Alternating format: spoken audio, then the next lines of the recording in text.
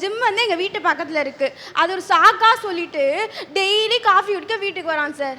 அதை சும்மா பார்த்துட்டு போகலாம் வந்தேன். அம்மா அம்மா அப்பா தான் சொல்லுவான். அம்மா அப்பான்னு சொல்கிற, அப்போ எதுக்கு அம்மா அப்பாவை நினச்சிட்டு எங்கள் வீட்டுக்கு வர மாட்டேற?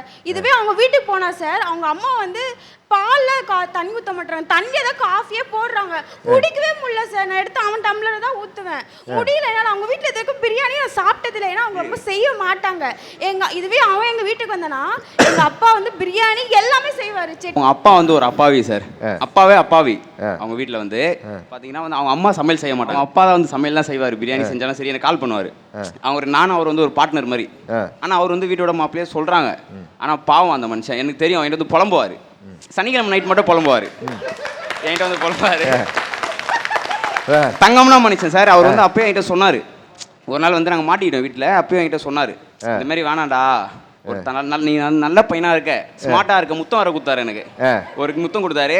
நல்ல பையனாக இருக்க, ஒரு நல்ல பொண்ணாக பார்த்து கல்யாணம் பண்ணிக்கிடா அப்பவே சொன்னார்.